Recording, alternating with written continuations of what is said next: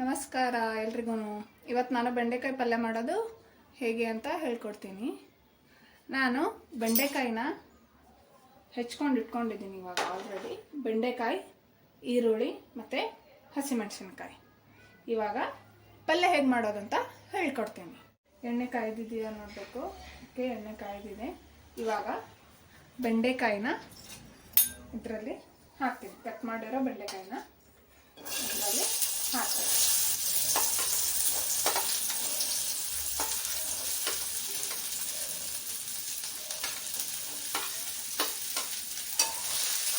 ಇವಾಗ ಬೆಂಡೆಕಾಯಿನ ಚೆನ್ನಾಗಿ ಹುರ್ಕೋಬೇಕು. ಯಾಕಂದರೆ ಬೆಂಡೆಕಾಯಿ ಒಂದು ಸ್ವಲ್ಪ ಜಿಗಿ ಇರುತ್ತಲ್ವ, ಅದು ಹೋಗೋಕ್ಕೆ ಬೆಂಡೆಕಾಯಿನ ಚೆನ್ನಾಗಿ ಹುರ್ಕೋಬೇಕು. ಇವಾಗ ನೋಡಿ ಬೆಂಡೆಕಾಯಿ ಚೆನ್ನಾಗಿ ಹುರ್ಕೊಂಡಿದ್ದೀನಿ. ನೋಡಿ ಬ್ರೌನ್, ಒಂದು ಸ್ವಲ್ಪ ಬ್ರೌನ್ ಬರೋವರೆಗೂ, ಒಂದು ಸ್ವಲ್ಪ ಜಿಗಿ ಹೋಗೋವರೆಗೂ ಹುರ್ಕೋಬೇಕು. ಇವಾಗ ಇದು ಆಗಿದೆ, ಆಫ್ ಮಾಡ್ತೀನಿ ಗ್ಯಾಸು. ಇವಾಗ ಇದನ್ನು ಹುರ್ಕೊಂಡಿರೋದು ಒಂದು ಬೇರೆ ಪಾತ್ರೆಯಲ್ಲಿ ತಗೋತೀನಿ. ಇವಾಗ ಹುರಿದಿರೋದನ್ನು ತೆಗೆದಿಟ್ಕೊಂಡಿದ್ದೀನಿ. ಮತ್ತಿವಾಗ ಒಂದು ಪಾತ್ರೆಯಲ್ಲಿ ಎಣ್ಣೆ ಹಾಕ್ಬಿಟ್ಟು ಈರುಳ್ಳಿ ಒಗ್ಗರಣೆ ಹಾಕೋಣ. ಇವಾಗ ಒಂದು ಸ್ವಲ್ಪ ಎಣ್ಣೆ ಕಾಯಕ್ಕಿಡೋಣ. ಸ್ವಲ್ಪ ಎಣ್ಣೆ ಕಾದ್ಮೇಲೆ ಒಗ್ಗರಣೆ ಹಾಕೊಳ್ಳೋಣ. ಇವಾಗ ಎಣ್ಣೆ ಕಾದಿದೆ ನೋಡಿ, ಹಾಗೆ ಬರ್ತಾ ಇದೆ. ಒಂದು ಸ್ವಲ್ಪ ಜೀರಿಗೆ, ಸಾಸಿವೆ ಹಾಕ್ಕೊಳ್ತೀನಿ ಒಗ್ಗರಣೆಗೆ.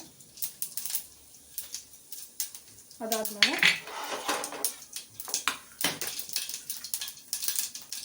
ಈರುಳ್ಳಿನ ಹಾಕೋತಾ ಇದ್ದೀನಿ.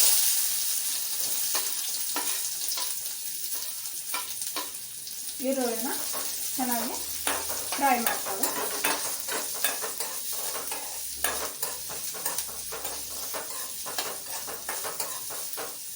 ಸ್ವಲ್ಪ ಬ್ರೌನ್ ಕಲರಲ್ಲಿ ಬರೋವರೆಗೂ.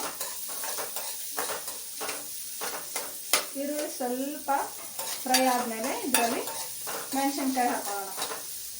ಮೆಣಸಿನ್ಕಾಯಿ ಬೇಕಿದ್ರೆ ನಾವು ಪೇಸ್ಟ್ ಮಾಡಿ ಕೂಡ ಹಾಕೋಬೋದು.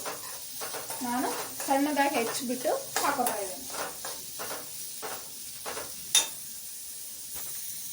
ಇವಾಗ ಮೆಣಸಿನ್ಕಾಯಿ ಹಾಕೋತಾ ಇದ್ದೀನಿ. ಹಾಗೆ ಒಂದು ಸ್ವಲ್ಪ ಕರಿಬೇವು ಹಾಕೋತಿದ್ದೀನಿ ಇವಾಗಲೇ ಫ್ರೈ ಆಗುತ್ತೆ. ಇವಾಗ ಚೆನ್ನಾಗಿ ಫ್ರೈ ಆಗಿದೆ. ಇವಾಗ ಇದು ಫ್ರೈ ಆಗಿದೆ ಚೆನ್ನಾಗಿ ಅಂದ್ಕೊಂಡ್ರೆ. ಇದನ್ನು ಬೆಂಡೆಕಾಯಿನ ಫ್ರೈ ಮಾಡಿದ್ವಲ್ಲ, ಇದನ್ನು ಇದರೊಳಗಡೆ ಮಿಕ್ಸ್ ಮಾಡೋಣ.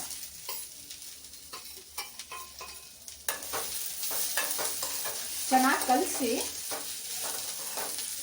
ಇದನ್ನು ಕಲಸಿದಾದ್ಮೇಲೆ ಒಂದು ಸ್ವಲ್ಪ ಅರಿಶಿನ ಮತ್ತು ಉಪ್ಪು,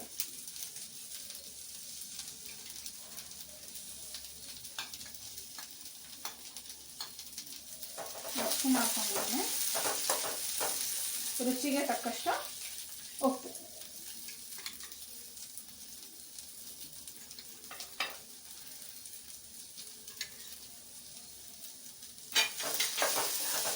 ಹಾಕ್ಬಿಟ್ಟು ಚೆನ್ನಾಗಿ ಕಲಸಿ,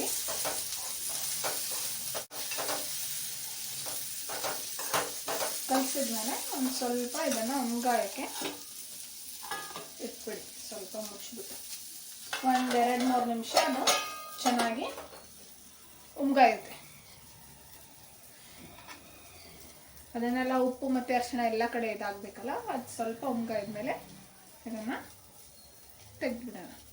ಇವಾಗ ಇದು ಉಮ್ಗಾಯಿದಿದೆ. ಸ್ವಲ್ಪ ನೋಡೋಣ. ನೋಡಿ, ಲಾಸ್ಟಲ್ಲಿ ಒಂದು ಸ್ವಲ್ಪ ಸಕ್ಕರೆನ ಹಾಕೊಳ್ಳೋಣ. ಒಂದು ಅರ್ಧ ಸ್ಪೂನಿನಷ್ಟು. ಸ್ವಲ್ಪ ಟೇಸ್ಟ್ ಚೆನ್ನಾಗಿ ಬರುತ್ತೆ ಸಕ್ಕರೆ ಹಾಕೊಂಡು. ಕಲಿಸ್ಬಿಟ್ಟು ಆಫ್ ಮಾಡಿಬಿಡೋಣ ಗ್ಯಾಸ್. ನೋಡಿದ್ರಲ್ಲ ಬೆಂಡೆಕಾಯಿ ಪಲ್ಯ ಹೇಗೆ ಮಾಡೋದು ಅಂತ. ಬೆಂಡೆಕಾಯಿ ಪಲ್ಯ ಜೋಳದ ರೊಟ್ಟಿ ಜೊತೆ ಚೆನ್ನಾಗಿರುತ್ತೆ, ಕಾಂಬಿನೇಷನ್ ಚೆನ್ನಾಗಿರುತ್ತೆ, ಟೇಸ್ಟ್ ಬರುತ್ತೆ. ಬೆಂಡೆಕಾಯಿ ಪಲ್ಯ ಮಾಡಿರೋದು ನಿಮ್ಗೆ ಇಷ್ಟ ಆದರೆ ಲೈಕ್ ಮಾಡಿ, ಕಮೆಂಟ್ ಮಾಡಿ, ಮತ್ತು ಸಬ್ಸ್ಕ್ರೈಬ್ ಮಾಡಿ, ಶೇರ್ ಮಾಡಿ. ಥ್ಯಾಂಕ್ ಯು, ಧನ್ಯವಾದಗಳು.